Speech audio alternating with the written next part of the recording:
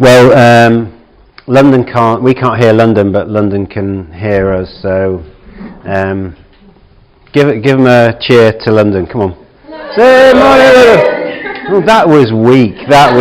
Come on, give them a good, big morning welcome and cheer to London. Come on. Hey! Slightly better. Okay. Right. Here we go. Okay, so in our communications plan, we agreed to do State of the Union on a more regular basis. So in the past, it's been sort of ad hoc, but now we're going to do these once a quarter. So this is the first one of the proper communications plan, and I thought I'd start with this is not an image of me. But it is a vexillifer. I'm not as old as Roman times. I know I'm quite old, but not quite that old. And a lot of people have said, why has Jonathan got that strange title? Well, it was really simple. When we had David Godber here as chief exec, and we have Steve as chairman, that sort of left me with no fixed abode. So I spent a couple of hours trying to Google all sorts of ideas for what my title could be, and I came across vexillifer, and it stuck. And it's amazing how many people have responded to it saying, I never knew what one of those was. Well, I didn't either until I Googled it, but when people have Googled it, they think, yeah, that's perfect. But I suppose going forward, my real title will be Group Chief Executive and Vexillifer. I'm not going to change Vexillifer because it has had a good reaction. So anyway, for those people who didn't know what that strange title was, or the reason for it, that's the reason. That I needed a title which wasn't chief exec or chairman at the time. And if you still don't know what a vexillifer is, they look like this. They are a standard bearer of a Roman legion, and I suppose that's what I am. I'm the person that carries the flag for Elmwood. So how does this thing? This isn't working, Darren. Have I turned it on? No, do I have to turn it on? Oh, there you go. Yay! Technology. Okay, so I think before I talk about quarter one, I think I ought to talk about the year in review, and that was the year that was. Actually, last year was a much better year than I hoped for. If you think about it, we made a small profit, but we did 3 studio moves last year, and each studio move costs a huge amount of money. We also spent a very large sum on change management consultants on Project Jerry. So those few things were north of £500,000 of expense. So when you think about that, actually making a small profit for last year was actually a very good result. Now, in a few months' time, we'll post the official accounts for last year at Companies House, and if anybody decided to go to Companies House and looked at Elmwood's numbers, the story would be even better, because it will show that our balance sheet will have been increased by north of £500,000. So where did that £500,000 also suddenly come from? Well, actually, it's come from Debbie managing our exchange rates very well. So we have a lot of currency, not just in pounds sterling, but we have it in Sing dollars, Aussie dollars, and US dollars. And at the beginning of the year, there's an exchange rate, and at the end of the year, the exchange rate changes. And so as a result of Brexit, primarily, our overseas currency increased in value by over £500,000.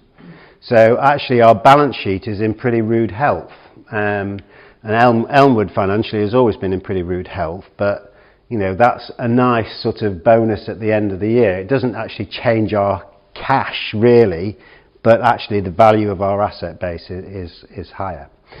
And if I look back over last year, so financially I think we had quite a good year. But what I really enjoy doing is having a reflection on Little Bird and looking back at a lot of the images. And I suppose the older I get, the more inspired I am by the younger people in our organisation. and also the niceness of people. And that was typified by this studio at Christmas, when it wasn't an edict from the leadership team, but you guys all put together our first ever pop-up shop. And whether it was making tutus, if I could have fitted into one of those tutus, I would have probably bought one. And I know you're laughing because you know that's true, but all of the things that you made and then sold for charity was just a wonderful thing, and it made me very proud. So I think that was a great sort of reflection for me for last year, was the thing that makes Elmwood Elmwood, which is everybody here and everybody in London and overseas. So I think the other thing that was something to comment on, not just last year but in the last 3 months, over the last 15 months, the quality of our product, the reason we all have a living, was better than ever. Andy presented some work at the ELT, and the work from every single studio was the best I've ever seen. It was really good, whether it's rigorous big brand work for people like P&G or GSK or Unilever, working on iconic brands in Australia for Nescafe. There was some lovely work done by the Oz team, not just on this, but on several projects. Coffee seemed to be a thing last year. Some lovely coffee work. I think this is the US, isn't it? Is it Mars, this piece? Oh, I'm trying to click two machines at once. This one is Mars in the US, isn't it? Beer in the US and beer out of London. I thought this was fabulous. I don't know if is this actual happening, or is it? Yeah, that's lovely. And of course here we've got multi-award-winning Skyr yogurt. Back to London, brands for two-wheeled man-powered brands to multi-wheeled horsepower brands, or rather train-powered brands. And so, whether it's designing stuff for Heineken, or actually after you've had too many Heinekens, stuff for GSK to cure your hangover. The work around the world was fantastic last year and for the first quarter of this year.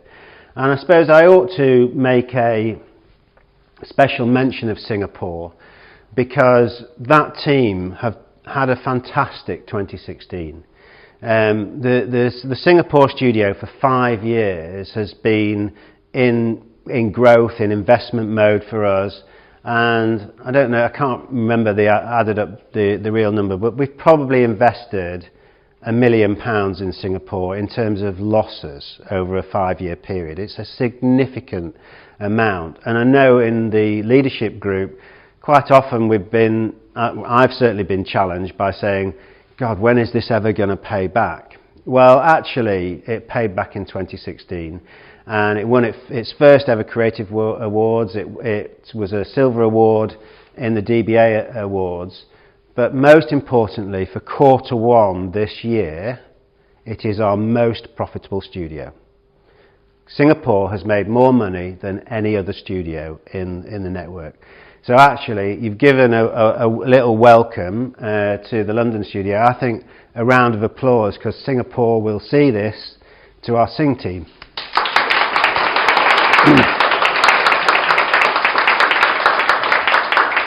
I think Jill, Caroline and David and the team deserve huge credit, and I'm very proud of them. So on to Q1 proper. I think Q1 is always difficult for us. There's no trend in our industry to say Q1 is either super profitable or a terrible loss. We've certainly had both in our history. We've got off to a raging start where we've made huge profits in quarter one. I've wanted to slit my throat several times at the start of Q1 where we've made huge losses. This year's somewhere in the middle. It's flat, basically. It's actually a small loss, but with some provisions, so it's basically break even for quarter one. But quarter two, it's all to play for. If you look at the projections, it's all to play for. We could have a very good quarter two, But that is all down to us making some hay over the next few months. But I believe there are a number of good opportunities coming through the door all the time at the moment. So we need to make sure that our what-ifs go into reality, and if we do that, we'll have a good second quarter. But I suppose quarter one is famous for two things, really. First of all, it's obviously the baby boomer quarter. We had baby Harris, baby Leonard and baby Broomhead. There might be some other babies, but I don't know about them. The only thing is that only Kelly hasn't returned to work yet, which I think is a disgrace. But anyway, so that was the first thing, but the baby boomer quarter. But also the most important thing was we retained our number one slot in the Design Effectiveness League tables for the 8th year running. That's unbelievable. You know, it is unbelievable. Any other agency would, you know, bite our arm off for that accolade. It's the envy of the industry. I was talking to somebody the other day, and they said people fall into two camps when they think about Elmwood. They're either hugely in admiration of us and hold us in high regard and greatly respectful, or they're just fucking jealous. And that is the truth, is anybody would kill for that. So it's a huge achievement, and you know, I am so proud of this organisation to be able to do that. If it was Wolf Ollins or Interbrand or one of the big famous names in our industry, we would look at them and think, God, how do they do it? That's amazing. That's how we would think, because I can remember when Newell and Sorrell won it year after year, all those years ago. That's what I genuinely felt. And when they got bought by Interbrand stopped entering the awards and just left the door open, and we marched straight through it. And so we need to keep that, but also we need to drive our reputation for creativity, and I'm going to talk about that in a minute. So I suppose my plea is, let's make it 9 years in a run this year. I suppose one of the things that another sort of sea change in Elmwood is people.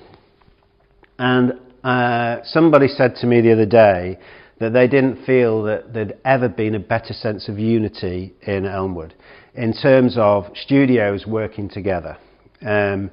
I think rather than be people grabbing land and looking after their own studio, which has happened in the past, and thinking about their own studio first, there's a greater sense of collegiate spirit now than ever before. I think Nolte in New York has been a breath of fresh air to our organisation, very collegiate. I think Sue also in London has done a great job in bringing that studio to work together with this studio in particular.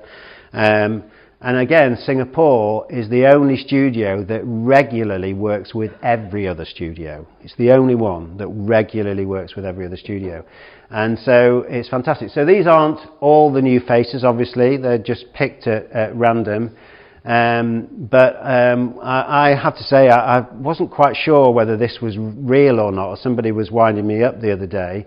But we now have Ulrika Johnson working for us. And so I sent an email to Ulrika saying, "Dear Ulrika, so anybody who's watched Shooting Stars will know what that's all about. And I got an email back saying, yes, I've got to live with that name, haven't I? And I thought, it's real. We do have Ulrika Johnson working for us. And so Ulrika, I look forward to seeing you on Monday in New York. And thank God my email was PC, and I actually thought Darren was winding me up, because he's the only one who can create email addresses, and I thought, he's winding me up, because it was an email in response to the note I asked about exotic pets. So I thought Darren was having a joke, but it wasn't, and so thank God I didn't reply to Darren as I normally do, or sometimes do. But talking of Darren, sorry? We can't see your presentation. What is it's stuck. Oh, it's stuck. Right, that's a problem. So we're on a picture of Darren at the moment. Can you see that?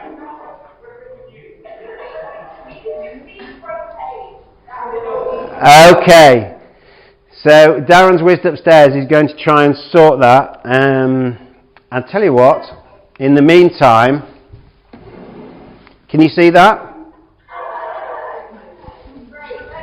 Okay. So what I'll do for your benefit, I'm going to whiz back onto past images just so you can see some of the work that I've been sharing.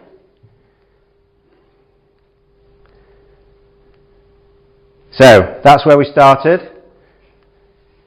Going back to, so can you see the whole screen, guys?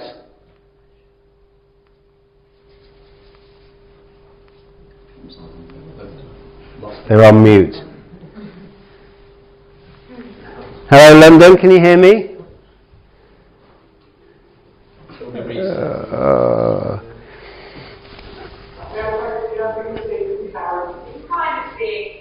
You can kind of see. So Darren's resetting the machine, I think, at the moment. So is that changing on your machine? Okay, but you can see that, can you, on the? Okay. Right. Okay. So Darren's just doing a bit of wizardry. This will make interesting footage for our colleagues in Singapore and Melbourne, who will be picking this up on Monday. So in Melbourne, Singapore, I hope you had a good weekend. We've got quite a good crowd in London.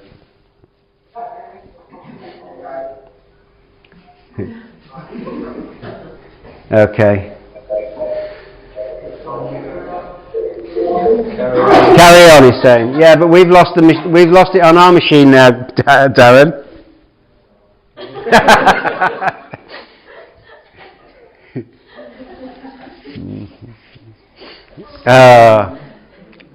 I love it when our plan comes together. Okay, right. I think we're on. Okay, so you can see the image of Darren in the sky there, can you? Hello, London. Right. And okay. So take two. Okay. So so I was talking about new people and new faces, how they'd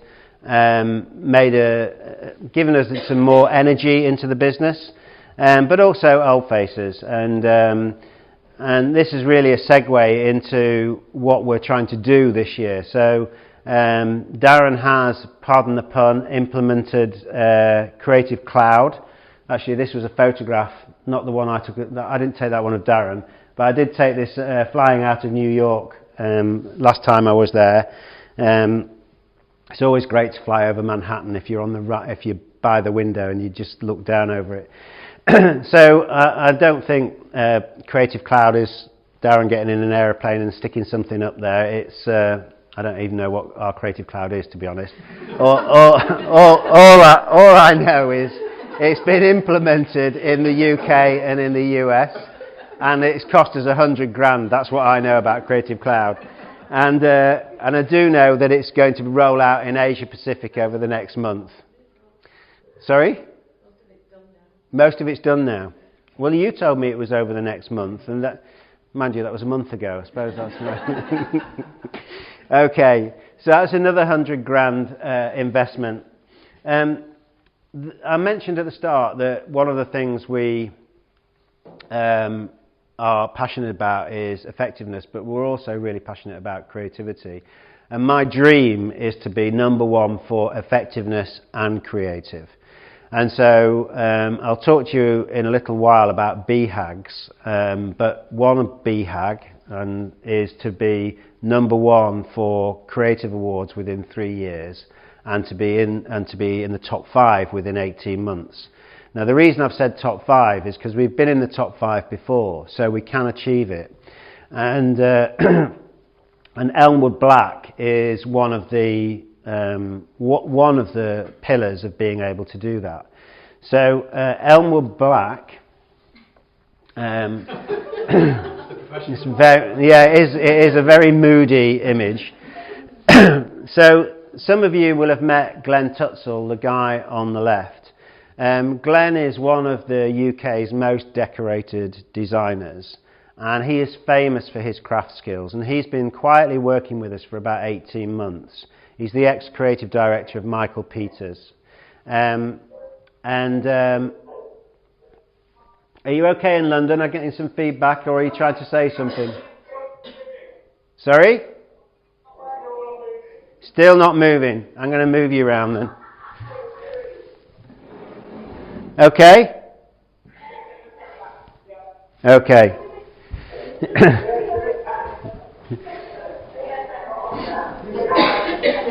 Okay, so very moody. Glenn is helping with our craft skills.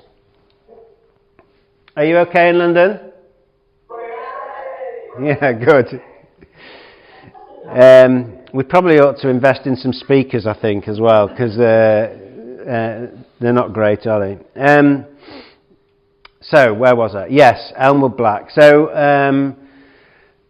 I was with Andy and Glenn a couple of weeks ago, and Glenn, I was telling him about the ambition for being number one in Creative Awards, and he said, you know, if you'd have asked me that as a goal 18 months ago, I'd have thought you were joking. He said, but what I've seen over the last 18 months, it's definitely achievable.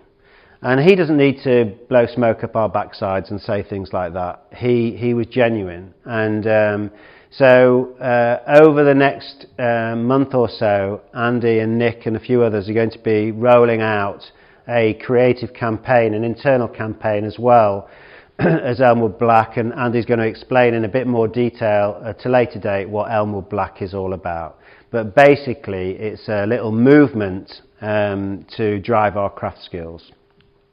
So that's the goal, and I'll talk to you in a bit more about that in a minute. So what about Project Jerry? Well, Project Jerry continues. Although, so last year was all about getting the strategy and putting it in place. And anybody who's seen the document will see that it's a big, thick, thud document. It is very detailed. And it's now stopping talking about stuff and starting to do it. So Project Jerry, in reality, will be a 3-year program at least. And the leadership team are just implementing it quietly. You'll have seen Elmwood Proper, which is a big piece of work which was directly out of Project Jerry. And we're just about to roll out stage 2 of that. So that is a rolling program. The comms plan, which is driving this, and the engagement surveys, the things we're doing around investors and people, are all initiatives coming out of Project Jerry. And we're talking a lot about Pactivation. Again, that's come out of the Tomorrow work stream of Project Jerry. And that will be our focus for brand experience going forward. Just let me get my notes. So Pactivation is one aspect of brand experience, but that doesn't mean to say we won't do more pop-up shop stuff or we won't do brand movies, but that's going to be our focal point. And I think Greg has already shared a presentation with everybody here and in London, obviously, on what Pactivation is, and I'm sure he'll have done it in New York this last week while he's been there. And I think it's already been shared as well in Australia. So that's going to be our focus point. And that is also the most important initiative, I think, going forward. And again, I'll come on to that in a minute. But, come on. Sorry, I can't get my clicker right. Come on. There we go. A number of people have said, Project Jerry's all well and good, but what is Elmwood's vision? Where are we going as an organisation? Well, there are lots of rational things that we're doing, and a lot of that is driven out of Project Jerry, but also I think it was, I might be taking somebody else's thunder here, but I think it was Deborah Stafford-Watson's view in London that we ought to do for ourselves what we do for clients and come up with our own brand blueprint. And I was chasing on that yesterday when I was in London, and that's going to be broadcast in the next few weeks. So it is underway. We're actually going to create our own brand blueprint. But so in terms of a big vision and our purpose, what is our higher purpose? What would people miss if Elmwood didn't exist? That's the piece of work that's being done, and that will be produced in the next few weeks, I think. But in terms of practicalities, one of the questions that keeps coming back as we listen in our listening surveys is, what is Project Jerry? What does it actually mean? So I cut it down into 4 BHAGs. What is a BHAG? Does anybody know what a BHAG is? It's a big, hairy, audacious goal. So it's something that is really scary, but if we go for it, we might get further than we would have otherwise gone. So if we say want to grow by 5%, that sounds easy. If we say we want to grow by 50%, that sounds a bit harder. But if you set it as a goal, you'll certainly grow by 5%. So what are our big, hairy, audacious goals? And they are all driven out of Project Jerry. Well, the first one is a financial one, and it's to deliver 15 million of revenues this year, so that's about a 2 million increase, and a profit of 2.25 million. And remember, our threshold for bonus distribution is 1.5 million. So that means we've got to make £500,000 per quarter for the next 3 quarters. So that is quite a stretch at the moment, but definitely achievable. To put it into perspective, our best ever year, we made nearly £2 million profit on an 8 million turnover. So 1.5 as a threshold for bonus should be achievable. That's only 10%. And the reason why one of our BHAGs is financial is because money buys you freedom. Money allows us not just to pay bonuses, but to invest in the stuff that you want to invest in. Only yesterday, and I've had lots of these conversations recently, I was visiting a digital agency who I would like to acquire. So we need to raise money to buy other businesses to fast track our growth. Our growth won't just come organically. I think it will come through a bit of organic, but also acquiring new people and new businesses. So I need to talk to you about that later, Debbie, because I really want to buy this one. So the second BHAG is to drive 25% of our revenue from the Tomorrow work stream over the next 2 years.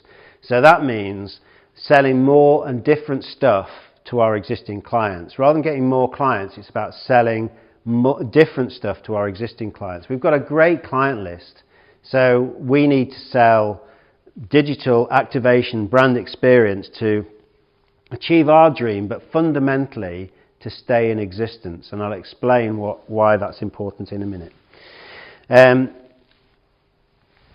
The third one is to get into the top 5 in creative in the next 18 months. And I've talked a little bit about that already.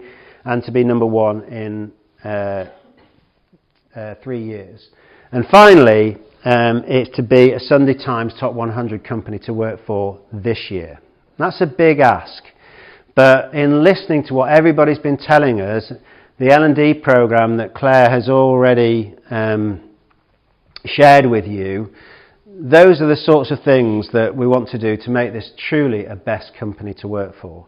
So over the last 18 months, and again through Project Jerry, we've done lots and lots of listening, and part of our ongoing mantra is to continue listening to what everybody wants and needs, so that if we have a great company to work for, we'll achieve everything else. Because if you have an unhappy company, then you won't achieve anything. So if you have a company where people feel motivated, respected, where they feel they're learning and their career is growing, whether it be helping people develop their skills for a better career here, or actually to help them to get the best job somewhere else. Because as it says in the little black book, I don't expect everybody to be here. Well, it's 35 years for me this year. I started when I was 7, I think. No, but it's 35 years this year. I don't expect everybody to be here for 35 years. So we have to be realistic. Some people will move on in the next year or 2 years. That's fine. But I do want your time here to be a seminal one, so that you feel you're learning and growing, and we're giving you the tools to go on and get better things. And I'd like most of those better things to be here, but if they're not, I still want you to look back at your time here and think that was a great experience. So getting into the Sunday Times is really important. You know, we already do a lot to make Elmwood a great company, whether it be free booze on a Friday, free breakfast on a Monday, lots of company lunches, lots of socials, you know, FF Fridays, inspiration days. These are the sorts of things that after a while we can take for granted. We all sort of take them for granted. I know when our Investors in People lady came in, she said, I can't believe what you actually do in terms of social stuff here. People don't necessarily see it as a benefit. Well, it is a benefit, and it costs us hard cash. But I'm not going to change anything, and I'd like to do more of it. But that's why the learning and development piece is so important, because we also have to be professional and productive. So, you know, I suppose one of the proudest reflections of Elmwood generally is seeing people grow. I mentioned this to you after Claire's presentation the other day. You know, Debbie started here as a petty cash clerk, and we put her through all her exams, and now is a fully qualified petty cash clerk. Sarah started here as a junior from university and is now managing partner. We supported Emma through her MBA programme. I think we've got several receptionists in the business who are now working on account management. There's Charlotte in London, and there's Polly in Australia, and we've had several in London who've started on reception and gone on to do other jobs. In fact, Rebecca here started on reception. So, you know, people can come in at any point and start and grow, and that's what I'm really proud of, is to see people develop in their career.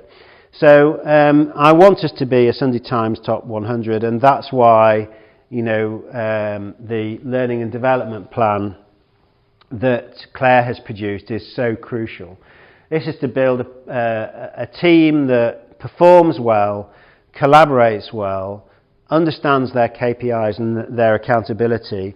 It's good for them, and it's good for the business. And as Claire rightly pointed out the other day, people learn in different ways. So this matrix that she's put together about how we're going to create a blended learning and development program, I think is the best matrix we've ever had. We've done lots of L&D over the years, but we've never structured it, and it's been frustrating. So we put a couple of people in New York on a VR design learning course, and as soon as they'd finished the course they left and got jobs elsewhere. So we spent all the money investing in it and we didn't get any payback, which was deeply frustrating. Similarly, you know, we want to make sure that this learning is linked to your role, so it doesn't just give you learning, but it helps you get promoted and move on in your careers. And obviously we've talked about lunch and learns as well as one example. So why is this really important? And you'll be pleased to know I'm getting towards the end now, but these are the most important bits of the presentation. We've had some feedback from clients that Elmwood blow hot and cold. We've had it from Tesco, we've had it from GSK, we've had it from a number of people that when Elmwood are hot, they are fantastic. They blow everybody out of the water. But when we are cold, we're not a pleasant experience. People see us as prima donna-ish. People see us as unprofessional, as slow. So we can't have an experience that is mixed. We have to have an experience that is amazing all of the time, because that way we will keep clients for life. We are in danger. We're only ever a moment away from being delisted by any one of our clients. If we think about Mars as an example, we're in one category. JKR are in many. So you could see a procurement department saying, well, I don't care how good Elmwood are.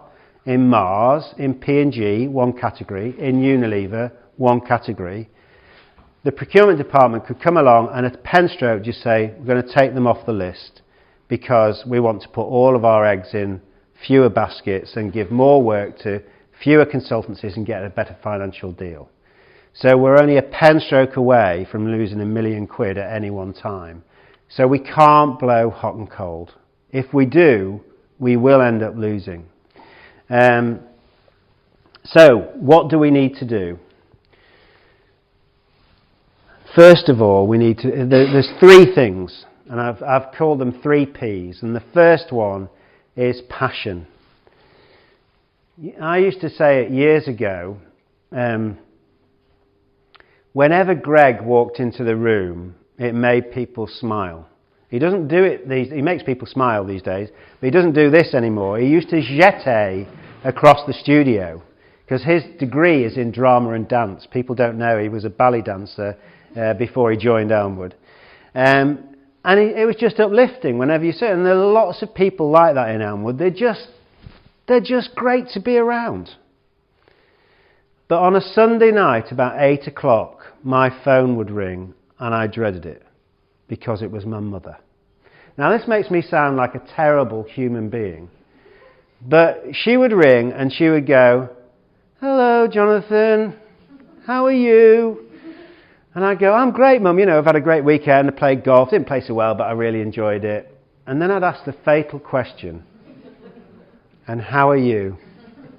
And she'd go, oh well, your dad's not so well and da-da-da-da-da. He's not very well now because he sadly died. But anyway, that was a long time ago now. But, that's the sort of conversation I used to get. It just made you go, ugh. And we all know people, and actually my mother's a lot better these days, so I'm being terribly disrespectful. But you get the point that people who are really passionate and full of life, they just add value. Greg calls them radiators or drains. And we haven't got time for any drains in our business. We need radiators. We need people with passion. And here is the fundamental truth, that your career is only in your hands. It's not in mine. I can give you the tools, we can give you the tools, we can give you the opportunities, but only you can take them. That is the truth. When I started out, and I know people laugh about this, and I've told it many times, when I started out, my ambition in life was to earn £6,000 a year and have a Vauxhall Cavalier 1.6L with metallic paint as my company car. And people think that's a joke, but it is not. That was my genuine ambition. So if somebody had said to me 30 odd years ago, one day you'll be an honorary doctor, you'll be a visiting professor, you'll be an OBE, you'll be running this big company, I'd have thought, you're crazy. I'd have sent them for mental testing. But the truth is, I worked harder than anybody else. I worked harder than anybody else I knew. I worked 7 days a week when I started. And it's the old Gary Player thing, which Gary Player, the golfer, I've told you this story as well many times. He chipped in out of a bunker and somebody said to him, that was very lucky. He was practicing at a tournament in Texas. And he said, yeah, maybe, but I could do it again. He said, right, $10 if you do it again. And he did it again, chipped in out of the bunker. He said, you are very lucky, $100 if you do it again. He did it again. And he said, you are the luckiest person I've ever known. He said, yeah, maybe. But the harder I practice, the luckier I get. And that's the truth, is that your career is in your hands, nobody else's. So as long as we can give you the tools and the environment in which to excel, that's what we will do. So if there's anything that you feel you need, obviously we've not got a limited budget, but an unlimited budget, should I say. We have got a limited budget. You just need to talk to us. So that's the plea from me. I want to see people with passion, because they are the people that grow. The second thing we need is pace. I've seen so many things recently where we said, oh, we should do that. And a month later, we should do that. And I'm thinking, why don't we bloody well do it? So there are a few things. So I've asked Sharon to make sure timesheets are live on the wall. A bit like your Apple Mac or your Apple iPhone calendar, you have a line that goes down that says, you're due at this meeting in half an hour, you're due here in 2 hours. I'd like to see that as timesheets on the wall, so that Andy or Martin or Nick or whoever can see that somebody's got 2 hours left on a project and go over and say, how are you doing? Do you need some help? Are you on time? And because the more we can help people with their time, this is not about saying you've only got half an hour left, get it finished. This is about us helping, line managers helping people get their jobs done properly. So that's just a little thing which we saw at Red Bull when we went a year ago. And I said a year ago I want that to happen. And now we're going to make it happen, because I'm starting to get impatient. And similarly, we've talked a lot about digital. We've talked a lot about brand experience.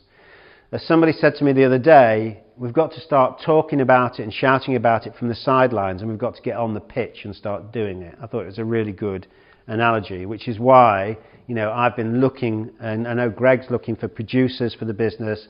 I'm also looking for businesses. I want to fast track this for Elmwood. Just make sure I've covered everything here. I think I have. But this is really the scary thing and why we need to do it. Our industry is being commoditized.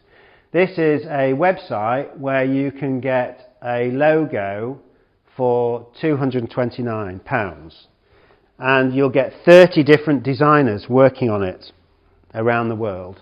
This is a website called 99 Designs. So on the gold package for £609, you can expect 90 designs from expert designers with a money-back guarantee and prioritised support. That's really scary. That's crowdsourcing design from all over the world. That's happening now. The really, really scary thing, I know one client who's already used this site.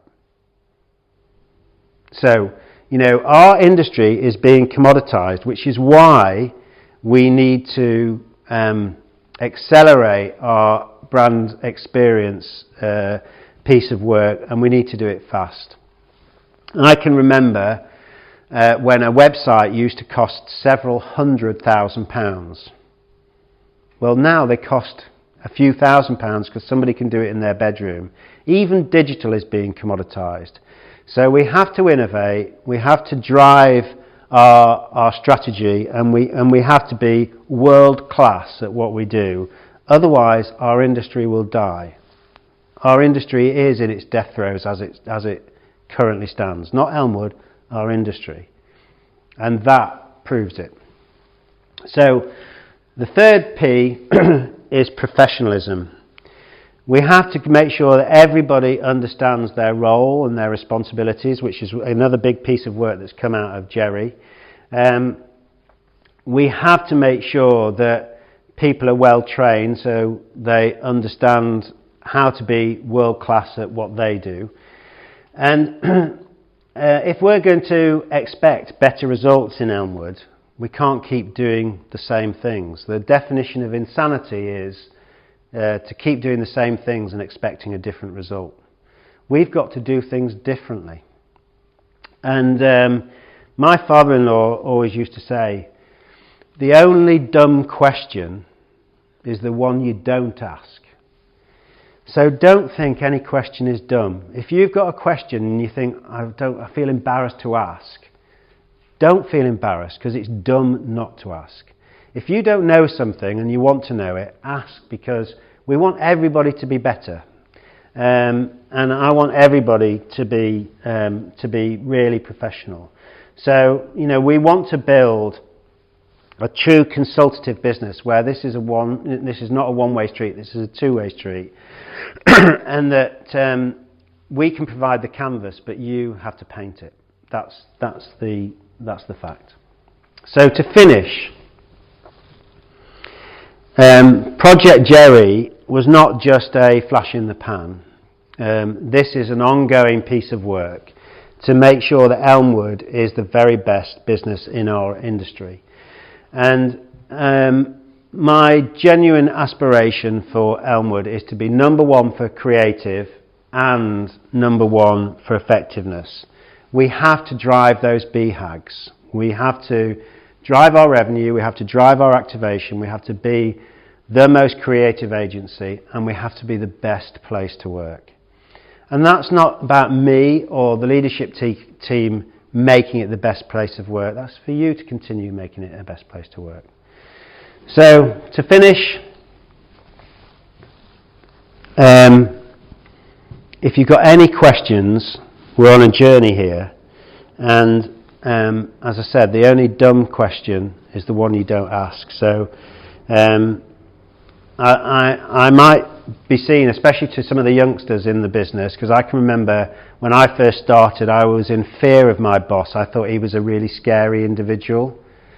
But I'm just a kid at heart. I'm still this 2-year-old inside who doesn't understand Creative Cloud. And there are lots of things that you can teach me because I don't know it all. In fact, you know a lot more about stuff than I do. So thanks for listening. I hope that made sense. I'll take any questions. If you want to, I don't need a round of applause. I know somebody was about to clap. I don't need a round of applause. Can we get the London team back on the screen and just see if they've got any questions as well? Has anybody got any questions? I know people don't. Did that all make sense? And were there any shocks in there? No shocks. Did it make sense? Excellent. Ben, it was much better than very good.